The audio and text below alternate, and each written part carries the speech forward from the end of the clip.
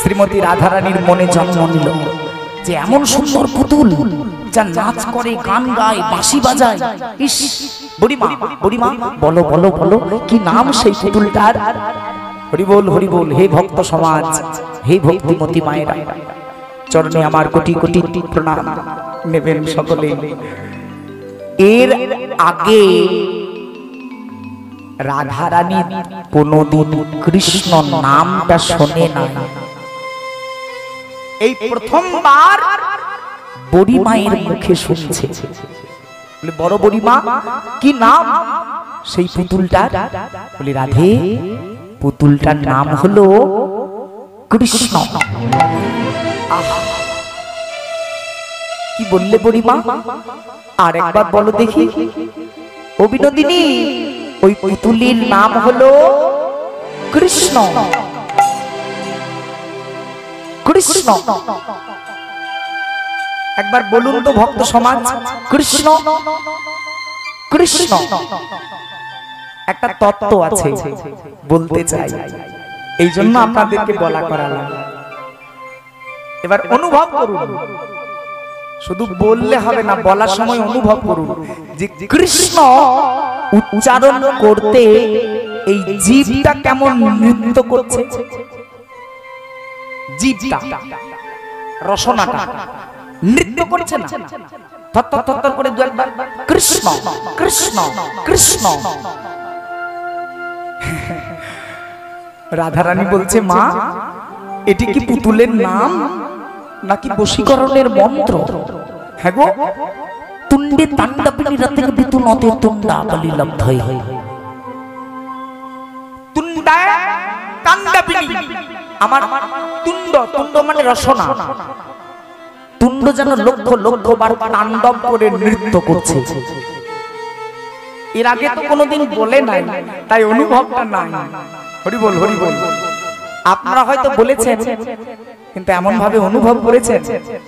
হ্যাঁ গো মা, কৃষ্ণ বারবার রাধারানী বলতে লাগলেন, বলে তুণ্ডে তাণ্ডবিনী রাতে বিতু নতে তুণ্ডা বলি লব্ধই।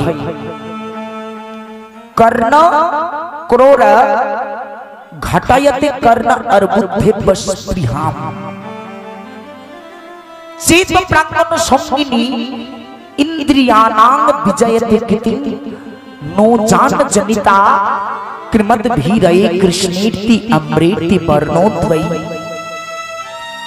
বুড়িমা, এই কৃষ্ণ নাম তুমি যে আমাকে শোনালে, এই নামে কি এমন সুধা আছে গো মা, যে আমার মন প্রাণ সবকিছু যে অধিগ্রহণ করে নিল। দেখো, আমার যে আর নিজের বলতে কিছু রইল না মা, আমি যে সবকিছু তার চরণে বিকিয়ে ফেললাম। এ কি সত্য কোনো পুতুল নাকি আমার সাধনার মানুষ? বলো বলো মা। সেই বালিকা বয়স, আর আজ শ্রীমতী হয়েছেন যৌবনা। আর যুবতী রাধারানী নিজ অট্টালিকা পরি বসিয়া কিশোরী, অট্টালিকা পরি বসিয়া কিশোরী।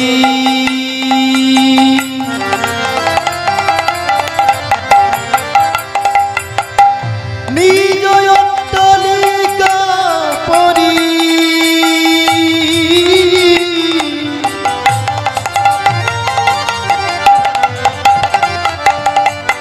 বসিয়া কিশোরী।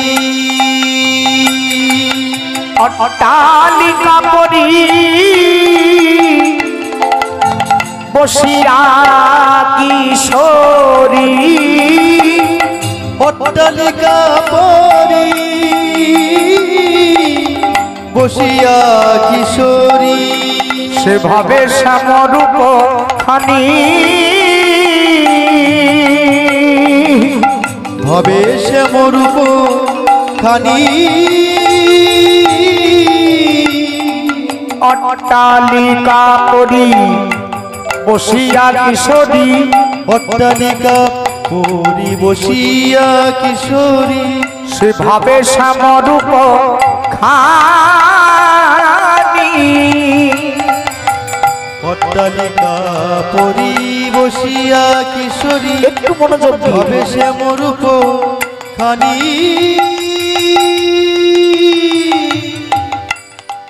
বসে বসে অট্টালিকার উপরে বসেছে। একটা দেহতত্ত্বের কথা লিখলেন এখানে বৈষ্ণবজন। অট্টালিকার উপরে 8 তাল্লা বিল্ডিং, অষ্টতল উচ্চ রাজমন্দির। আর এই অষ্টতল উচ্চ রাজমন্দিরের চিলে কোঠায় বসেছে রাধা। বলে মূলাধার কুলা কুণ্ডলিনী।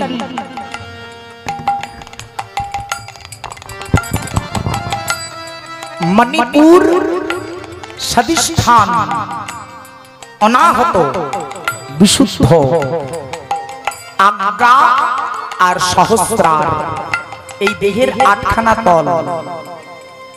আমাদের অবস্থান এই মূলাধারে, মানে নিম্নমুখী আমরা জগতের জীব। কিন্তু আমার রাধারানী নিম্নমুখী নয় গো মা, রাধারানী ঊর্ধ্বমুখী। তাই তো রাধা উপর থেকে পড়লে হয় ধারা, নয়নের ধারা, নয়নের ধারা উপর থেকে নিচে পড়ছে হয় ধারা। তাহলে নিচে থেকে উপরে গেলে কি হবে গো? রাধা। সেই রাধারানী অট্টালিকায় বসেছে। দেখো অট্টালিকা পরি বসিয়া কিশোরী, অট্টালিকা পরি বসিয়া কিশোরী ভাবে শ্যামরূপ খানি, ভাবে শ্যামরূপ খানি। হ্যাঁ, অট্টালিকা পরি বসিয়া কিশোরী ভাবে শ্যামরূপ খানি, ভাবে শ্যামরূপ খানি। রাধা বসে বসে চিন্তা করে, বসে বসে চিন্তা করে, ওগো বসে বসে চিন্তা করে, বসে বসে চিন্তা করে। বলি আমার রাধা রানী আজু বসে বসে চিন্তা করে। তাই গৌর হরি হরি বল, হরি বল। বসে বসে চিন্তা করে, অট্টালিকা পরি বসিয়া কিশোরী, অট্টালিকা পরি বসিয়া কিশোরী ভাবে শ্যামরূপ খানি, ভাবে শ্যামরূপ খানি। অট্টালিকা পরি বসিয়া কিশোরী ভাবে শ্যামরূপ খানি, ভাবে শ্যামরূপ খানি। হেন কালে রাধার করনে আসিল, হেন কালে রাধা করনে আসিল, ওগো শ্যামের বেনুর ধ্বনি, শ্যামের বেনুর ধ্বনি। হরি বল, হরি বল। শ্যামের বেনুর ধ্বনি গো, শ্যামের বেনুর ধ্বনি। অট্টালিকা পরি বসিয়া কিশোরী ভাবে শ্যামরূপ খানি। হেন কালে রাধার কর্ণে আসিল শ্যামের বেনুর ধ্বনি। বসে বসে যার কথা চিন্তা করছিলেন তারই বাজানো মোহন মুরলী আজ শ্রীমতীর কর্ণমূলে এসে প্রবেশ করেছে গোমা। আর যেই না কর্ণে মুরলীর গান এসে প্রবেশ করলো, উন্মাদিনী হলেন রাধা। কৃষ্ণ লীলায় এই যে বৈষ্ণব পদাবলী আমরা আশ্রয় করেছি, এই বৈষ্ণব পদাবলী গান, এই গান রচনা হয়েছে বাবা আজ থেকে বহু পূর্বে লক্ষণ সেন তথা বল্লাল সেন, এই সেন বংশের রাজত্বকালে। কিন্তু এই পদাবলী কীর্তন এখন আমরা যেটা শুনছি, অট্টালিকা পরি বসিয়া কিশোরী ভাবে শ্যামরূপ খানি, হেনকালে রাধার কর্ণে পশিল শ্যামেরও বেনুর ধ্বনি। এটা একটা পদ। তা এই পদগুলি রচনা করেছেন যে সমস্ত বৈষ্ণব মহাজনেরা, তারা কেবলমাত্র এই পদগুলি পাঠ করে শোনাতেন রাজসভার মাঝে। জনসমাজের মাঝে এই বৈষ্ণব পদাবলীর কোনো মান্যতা ছিল না।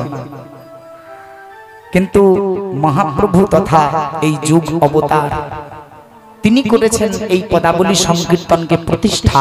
আর প্রথম যিনি কীর্তনিয়া তিনি ছিলেন স্বয়ং গৌরীদাস পণ্ডিত। আজ মহাপ্রভুর সম্মুখে এই পদাবলী কীর্তনের পাঠ করে শুনিয়েছিলেন। নাম সংকীর্তন একটা আলাদা সংকীর্তন, বাবা হরে কৃষ্ণ নাম সারা দিন চলছে, এটা একটা সংকীর্তন। আর এই পদাবলী সংকীর্তন এর একটা রসমাধুর্য আলাদা। যে কথাগুলি আমি বলবো এই কথাগুলি আমার নিজস্ব নয়, বহু কাল পূর্বে বৈষ্ণবেরা লিখে দিয়ে গিয়েছেন। আর সেই বৈষ্ণব লিখিত পদাবলী আশ্রয় করে আমরা দেখছি বৃন্দাবনের দশা। আজ মধুর বৃন্দাবনে শ্রীমতী রাধারানী তিনি আজ অট্টালিকায় বসে বসে শ্যামের কথা ভাবছিলেন। হেনকালে রাধার কর্ণে পশিল, পশিল মানে প্রবেশ করল, শ্যামেরও মুরলী ধ্বনি।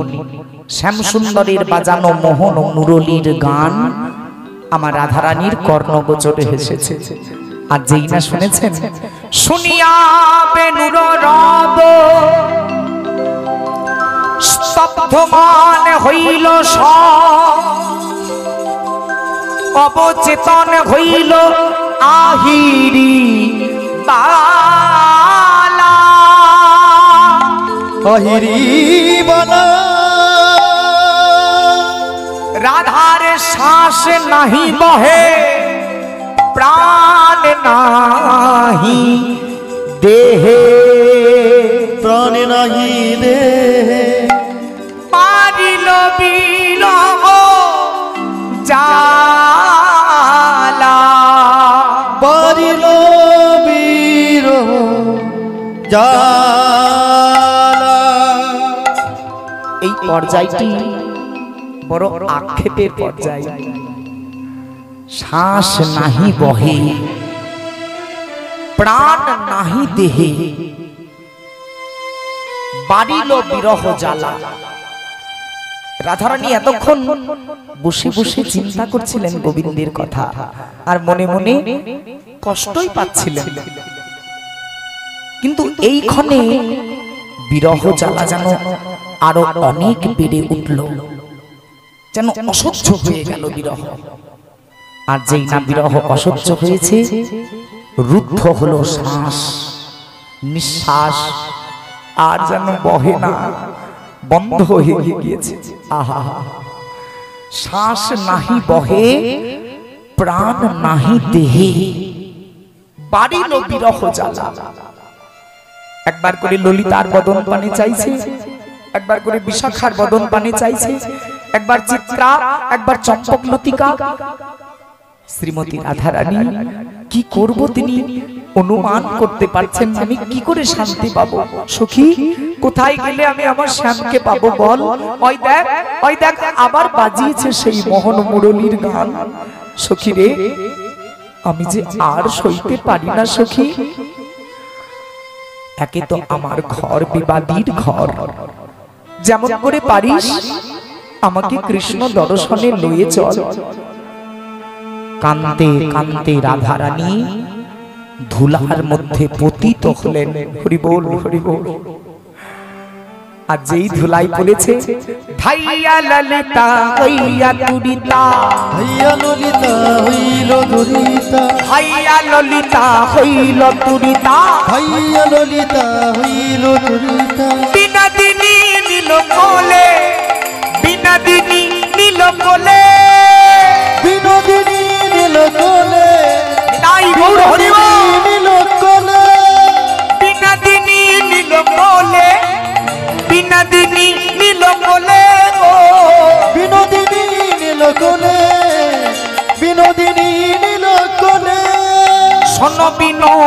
নিবেদন বাণী শোনো বিনোদিনী নিবেদন বাণী শোনো বিনোদিনী নিবেদন বাণী শোনো বিনোদিনী নিবেদন বাণী অবধান করো বলে অবধান করো বলে গো অবধান করো বলে অবধান করো বলে ভাষাই প্রকাশ কর না রাধে সহিত মুখে বল ওই না রাধে ভাষাই প্রকাশ কর না রাধে সহিত করে না রাধে এমন করে কাঁদিছিস কেন ভাষাই প্রকাশ কর না রাধে এমন করে হলো? কাঁদিস কেন কি হয়েছে? ভাষাই তো কাঁদিস কেন বল বল আমাদেরকে বল কি হয়েছে শ্রীমতী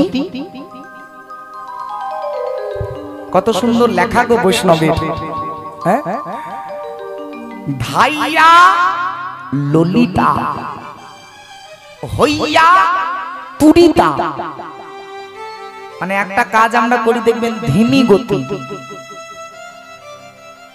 মানে যেন কাজটা করার ইচ্ছা না রাধে রাধে চলছে না চলছে হচ্ছে না হচ্ছে এরকম একটা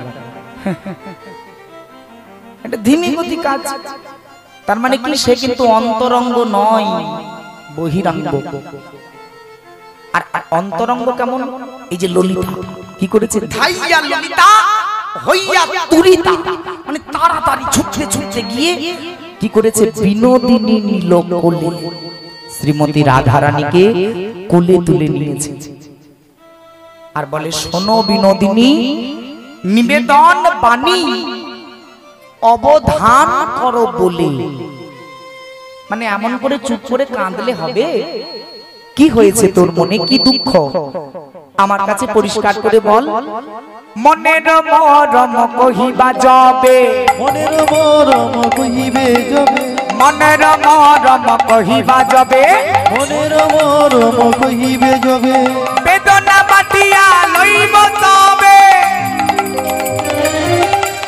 বেদনা বাটিয়া লইব তবে বেদনা বাটিয়া লইব তবে শোনো শোনো ও রাধে তুমি যেই মুহূর্তে মনের কষ্টের কথা দুঃখের কথা আমাদেরকে বলবে সেই মুহূর্তে আমরা তোমার দুঃখ ভাগ করে নেব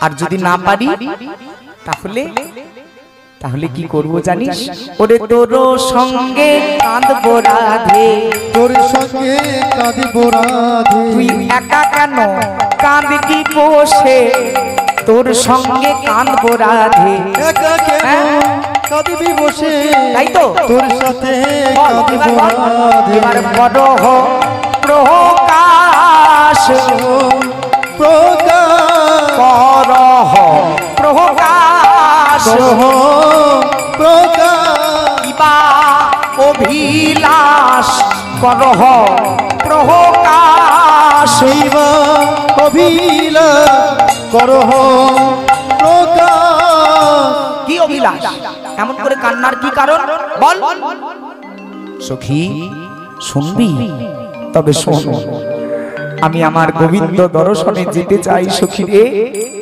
তোরা যেমন করে পারিস আমাকে কৃষ্ণ দর্শনে লইয়ে চল হরি সজনী এই গহন রাত্রি কালে তোকে কৃষ্ণ দর্শনে নিয়ে যেতে পারে এই পৃথিবীতে এমন কেউ নাই কেননা তোর ঘর ভালো ঘর নয় তোর ঘর হলো বিবাদী ঘর একদিকে দাঁড়িয়ে আছে জটিলা একদিকে দাঁড়িয়ে আছে কুটিলা একদিকে তোর তীব্র কাম আর অন্যদিকে ক্রোধ এই কাম আর ক্রোধ এই দুটির জন্য তোর কৃষ্ণ দর্শনে বাধা সখী তবে বলি শোন যা কিছু অঘটাকে ঘটাইতে পারে যা অপটাকে পটাইতে পারে যা অসাধ্যকে সাধন করতে পারে হরি বল হরি বল আমি এমন একজনকে জানি এমন একজনের সাধনার কথা আমি জানি যে অসাধ্যকে সাধনে পরিণত করতে পারে কে বলতো কে আবার আমাদের অঘটন ঘটন পটিয়সী মা যোগ মায়া। সজনী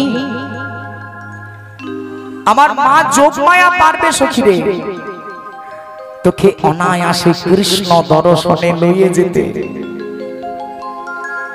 তবে শোন, আজ যদি কৃষ্ণ দর্শনে যেতে হয় তাহলে তোকে একটু চাতুরি করতে হবে, একটু চালাকি করতে হবে রাই। বলি কি চাতুরি, কি চালাকি, কি চাতুরি জানিস? আজ আমরা তোকে কৃষ্ণ সাজাইয়ে লইয়ে যাব না, ওরে তোকে যদি কৃষ্ণ সাজিয়ে নিয়ে যাই ওই বৃন্দাবনে সবাই চিনতে পেরে যাবে, আর রাধা সেজে গেলে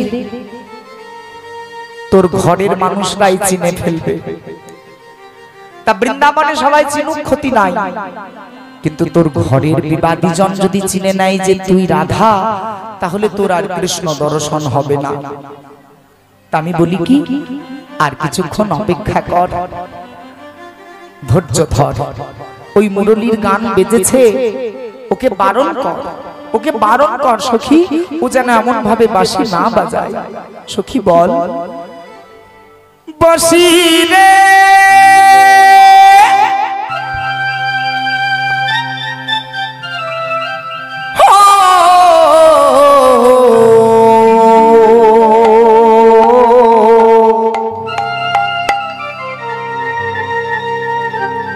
ওরে বাঁশি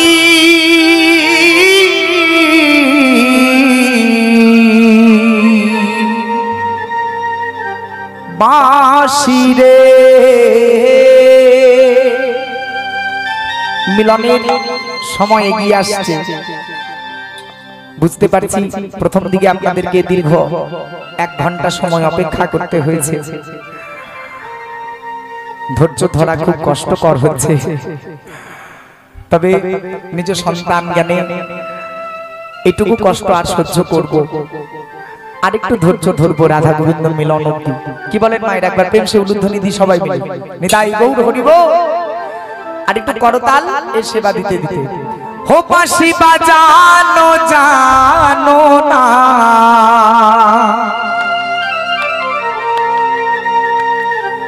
বাঁশি বাজানো জানো না, গাইবেন সবাই মিলে তালে তালে। আর উলুধ্বনি কোথায়? বাবা যাই হোক, বাঁশি বাজানো জানো না, বাজানো জানো না, ও বাঁশি রে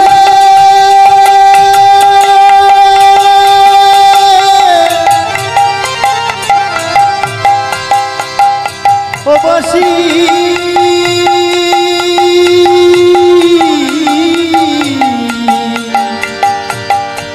ও বাঁশি রে বাজানো জানো না, বাজানো জানো না, ও বাঁশি বাজানো জানো না, বাঁশি বাজানো জানো না, বাজানো জানো না, বাজানো জানো না, রাধে বাজাতে জানো না, বাঁশি বাজাতে জানো না। কোন বাজারের বাঁশি তুমি? এই মুহূর্তে আমরা যে পদাবলীটি শুনছি এটা আক্ষেপ জাতীয় একটা পদাবলী। আর আনন্দের বিষয়, এই পদাবলীটি লিখেছিলেন একজন মুসলিমের ছেলে, একটা মুসলমানের ছেলে। শুনি তাহলে জানবো কে লিখেছে। ওগো কোন বাজারের বাঁশি তুমি, তুমি কোন ঝাড়ের বাঁশি হে? ওগো কোন বাজারের বাঁশি তুমি, ঝাড়ের নাগাল পাই। রাধারানী বলছেন তোমা, তবে ঝাড়ে মূলে উপারিয়া ওই যমুনায় ভাষাই বাজারের মাসি তুমি যদি ঝড়ের নাগাল পাই তোমায় ঝড়ে বলে উপারিয়া ওই যমুনায় ভাষা কোন বাজারের বাসি তুমি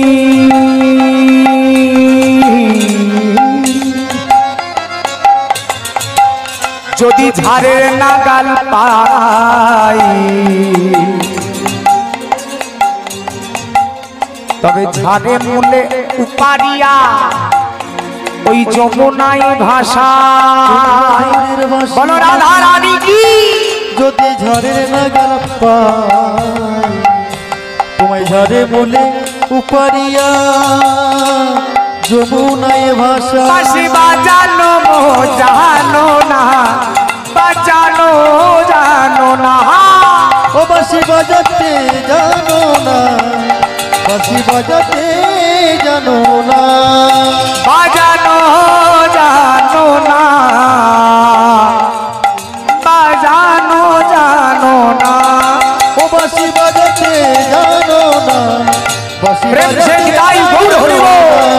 বাজানো জানো না বাজানো জানো না বাজাতে জানো না বাজাতে জানো না চাঁদ কাজী বলে বাঁশি লিখেছেন যিনি তার নাম হচ্ছে চাঁদ কাজী সাহেব বিচার দিত গো কাজী কাজী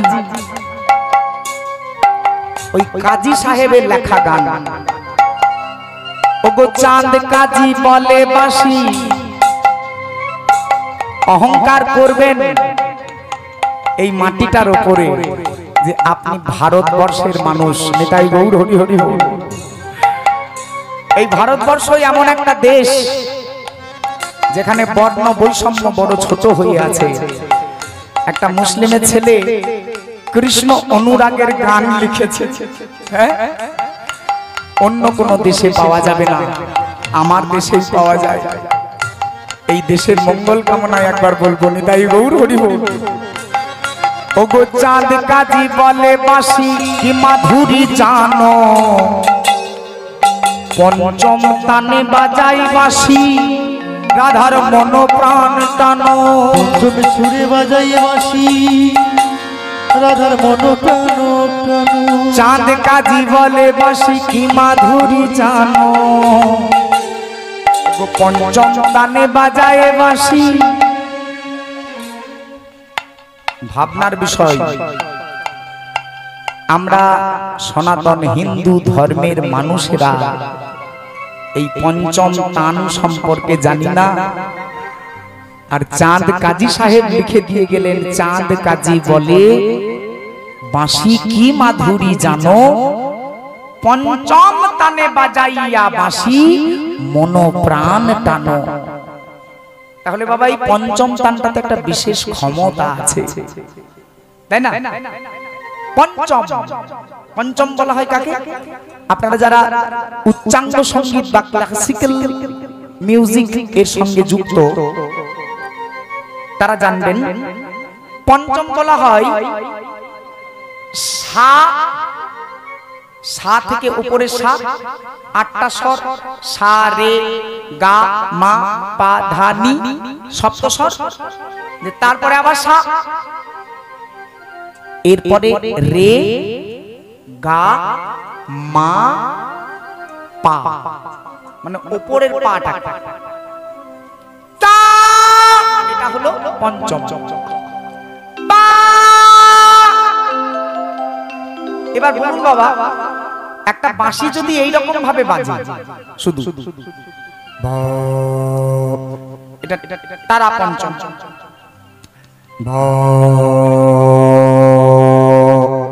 নিচের পঞ্চম, এটা উপরের পঞ্চম। তাহা গো, এই উপরে যদি শুধু পা বলে বাঁশিটা বাজে, কেউ আসবে? পালিয়ে যাবে ভয়ে।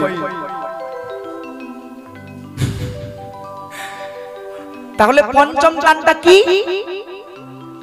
ক ল হস্যই উনিশার আর অ, এই পাঁচটা অক্ষরের যুগ্ম সমষ্টি, এটাই হলো পঞ্চম টান। পরিপুষ্ট বীজ পঞ্চম টানের বীজ। ভক্তরা মায়েরা একটু মনে করুন যে আপনার গুরুদেব যে মন্ত্র দিয়েছে তাতে এই বীজ আছে। ক ল হস্যই উনিশার আর অ যোগ করলে হয় ক্লিং। ক্লিং শব্দটা শুনেছেন কেউ? বলতে হবে না সম্পূর্ণ, শুধু মনে করে দেখুন যে গুরুদেব আপনার কর্ণ মাঝে যদি বৈষ্ণবীয় মন্ত্র দিয়েছেন, রাধা কৃষ্ণ মন্ত্র, তাহলে এই ক্লিং বীজটা থাকবেই থাকবে। এটা হচ্ছে পঞ্চম টান। এবার বাবা পরিপুষ্ট বীজ বলে একে, মানে এই বীজ আবার যেখানে সেখানে হয় না গো। যেমন বট গাছ, একটা বট গাছের তলাতে কত লক্ষ লক্ষ কোটি কোটি বীজ পড়ে থাকে, থাকে না মা? কিন্তু কোন বীজ থেকে গাছের জন্ম হয়? তাহলে একটা বট গাছের তলাতে লক্ষ লক্ষ বীজ পড়ে আছে, কোটি কোটি বীজ পড়ে আছে, বীজের জন্ম হচ্ছে না, গাছের জন্ম বীজ থেকে হচ্ছে না। আবার বট গাছ হয়েছে কোথা? না, ওই খেজুর গাছের একটা কোটরের মধ্যে একটা বট গাছ হয়েছে। পুরনো ঘর, পুরনো ঘরের চালে হয়েছে বট গাছ, পরিপুষ্ট বীজ। তাহলে বট গাছের তলাতে পড়ে রয়েছে বাবা, ভক্তের ছেলে ভক্ত হচ্ছে না। হরি বল, হরি বল।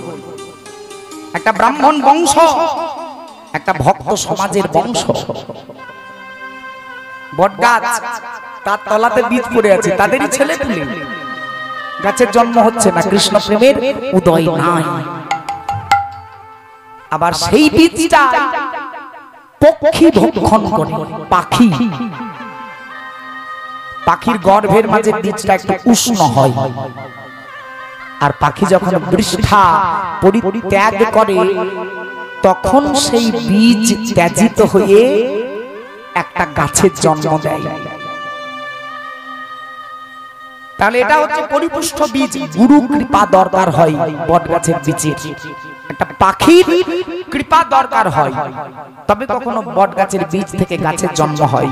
তা বাবা, এই কৃষ্ণ নামের বীজ হচ্ছে সেই পরিপুষ্ট। আমার মতো হতভাগা মানুষের কাছে কৃষ্ণ নাম শুনে কোনো লাভ হবে না, তাই গৌর হরি বল। তবে হবে কোথায়?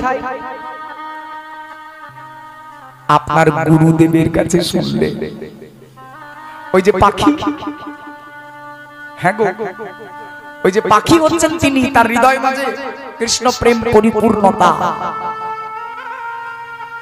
আর সেই পক্ষীরূপী গুরুদেব এই কৃষ্ণ নামই যখন আপনার কর্ণে দেবে, তখন ওই কৃষ্ণ নামের বীজ থেকে প্রেম তরু জন্ম নিতে বাধ্য হবে।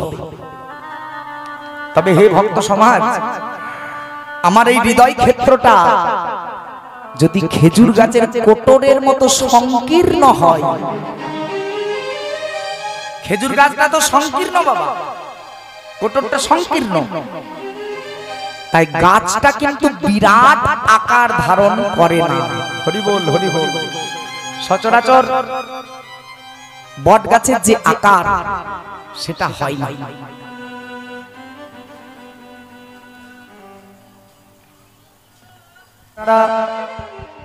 হরি নামের প্রসাদ তো পাচ্ছেন, তবে এই প্রসাদে আত্মা তৃপ্তি হতে পারে, দৈহিক তৃপ্তি লাভ হবে না।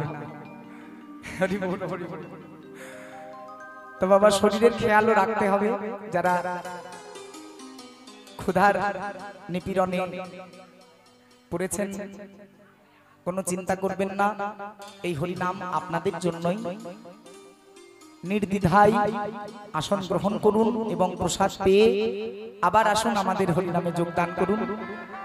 কেননা কমিটির দাদারা যারা আপনাদের সেবার নিমিত্তে অপেক্ষা করে আছেন, তাদেরও দিনের পর দিন প্রচুর পরিশ্রম যাচ্ছে, তাদেরকেও একটু সহযোগিতা করুন সকলে।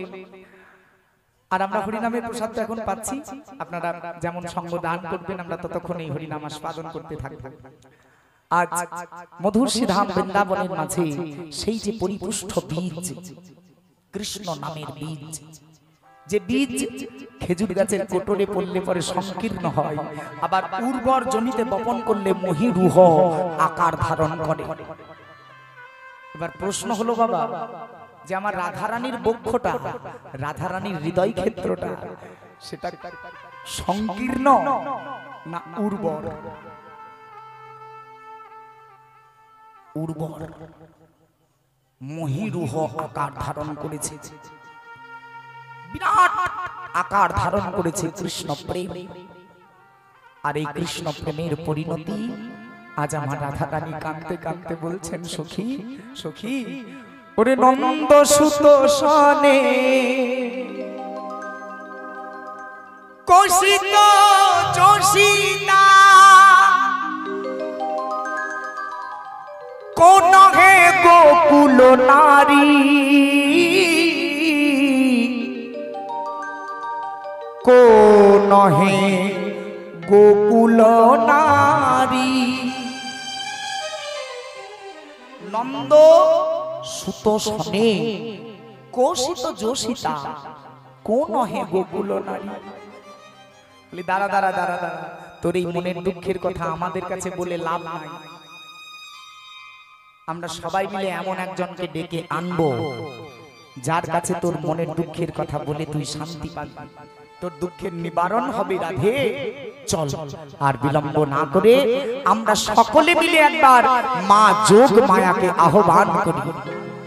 এই মা যদি কৃপা করে তাহলে কি বা রাত, কি বা দিন, আর কি বা বিবাদী, কি বা সুবাদী, অনায়াসে হবে কৃষ্ণ দর্শন। হে ভক্ত সমাজ, হে ভক্তিমতী মায়েরা, এই যে রাধা কৃষ্ণ মহামিলনে মা যোগ মায়াকে আহ্বান করা, এটা অবশ্যক, বাধ্যতামূলক। যদি বলেন কি জন্য, অনেক বৈষ্ণব আছেন, অপরাধ না নিলে বলি বাবা, এমন অনেক বৈষ্ণব আছেন যারা মাতৃ সেবা পছন্দ করেন। যে মায়ের চরণে জবা ফুল দেওয়া, মায়ের চরণে পূজা অর্পণ করা, এমনকি মায়ের চরণামৃত পর্যন্ত গ্রহণ করেন। কিন্তু আমি বলি বৈষ্ণবের প্রথম গুণ হচ্ছে ত্রিনাদপি শুনিছেই না তরুরি বা সহিষ্ণুনা আমানিনা মান দিন কৃতনীয় সদাহরি। যার জগতে কারো কোনো মান নাই তাকেও মান প্রদান করেন যিনি, তিনি বৈষ্ণব। তাই বৈষ্ণব সর্ব অগ্রগণ্য। স্বয়ং ব্রজেন্দ্রনন্দন ভগবান পর্যন্ত বৈষ্ণবের চরণ ধরেছেন। পরম বৈষ্ণব দেবাদিদেব মহাদেবকে গুরু করেছেন। তা এমন হচ্ছে বৈষ্ণব। কিন্তু মাতৃ আরাধনা বা মাকে আসতে হয় রাধা কৃষ্ণ মিলনে। এর পেছনে কারণ কি জানেন? আমি একটু উদাহরণ দিয়ে বোঝাচ্ছি, একটু মন দেবেন মায়েরা। একটা ঘরের ভেতরে একটা ঘর, আর সেই ঘরের ভেতরে একটা যোগ্য ছেলে আর একটা যোগ্যা মেয়ে, একটা ছেলে আর একটা মেয়ে ওই ঘরের ভেতরে তাদেরকে রাখা হলো। আর আমরা বাইরে থেকে দরজাটাকে বন্ধ করে দিলাম। আমরা যারা বাইরে থাকবো তাদের মনে মনে কিন্তু একটা চিন্তা হবে, দেখুন যে ছেলেটি আর মেয়েটি ঘরের ভেতর একা আছে, ওদের মধ্যে কোনো কামজ প্রেম হতেও পারে, মনে হবে না বাবা? একটা সন্দেহ থেকে যাচ্ছে। আচ্ছা মায়েরা, ছেলেটিকেও ঘরের ভেতরে ভরলেন, মেয়েটিকেও ঘরের ভেতরে রাখলেন, আর ছেলেটির নয়তো বা মেয়েটির মাকেও তাদের সঙ্গে ঘরে ভরলেন।